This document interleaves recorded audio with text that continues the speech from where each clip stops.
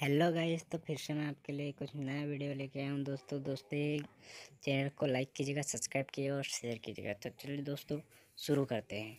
दोस्तों ये जबलपुर रोड है दोस्तों, और यहाँ से ये मैं जनवरी मास का वीडियो है दोस्तों। जनवरी में गया था दोस्तों इतनी ठंडी रहती है दोस्तों, और सामने में कोहरा इतना छाया रहता है कि सामने की वस्तुएं नज़र नहीं आती है दोस्तों।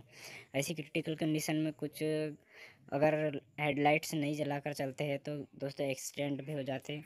तो दोस्तों मेरे चैनल को लाइक कीजिए, सब्सक्राइब कीजिएगा, और ऐसे ही मैं वीडियो लाते रहूँगा दोस्तों आपके लिए।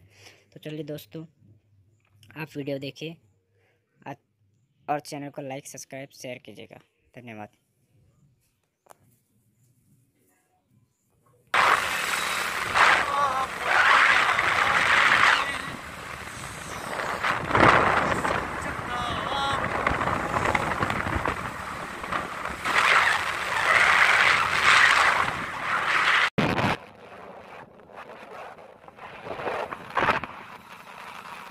दिख रहा है सामने भाइयों।